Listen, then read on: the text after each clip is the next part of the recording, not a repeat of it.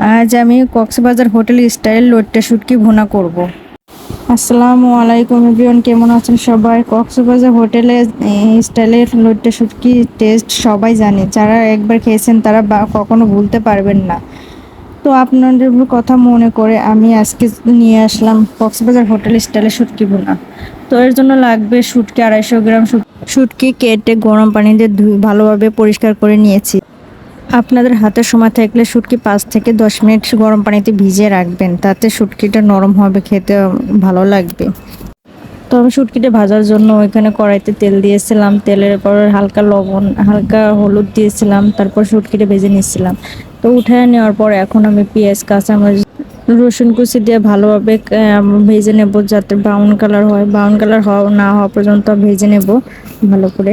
আর এই শুটকিতে পেঁয়াজ কাঁচামরিচ এবং রসুন কুচিটা একটু বেশি দিতে হয়, এটা দিলে টেস্টটা বেশি ভালো লাগে। তো তারপর আমি কয়েকটা আস্ত জিরা ফোড়ন দিয়ে দিচ্ছি, এতে টেস্টটা আরও বেশি ভালো লাগবে।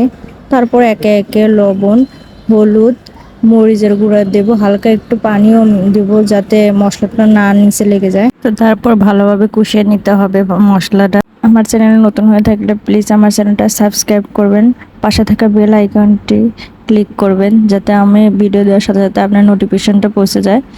তো মশলাটা ভালোভাবে কষানোর পর আমি এখন লইট্টা শুটকি ভাজাটা দিয়ে দিলাম। তবে এখানে ভালো করে আবার কষাতে হবে মশলার সাথে লইট্টা শুটকিটা, সাথে একটু পানিও মিক্স করে নিতে হবে যেন যেন মশলাটা পুড়ে না যায়। তো আমি তো ভালোভাবে কষাচ্ছি। শুটকিটা একটু ঝাল ঝাল করে ভুনা করলে মজা লাগে। তো আমি এখানে কিন্তু শুকনো মরিচ দিয়েছি, কাঁচা মরিচ বেশি করে দিয়েছি যেন টেস্টটা ভালো আসে। তো এই তো আমার প্রায় কষানো শেষ।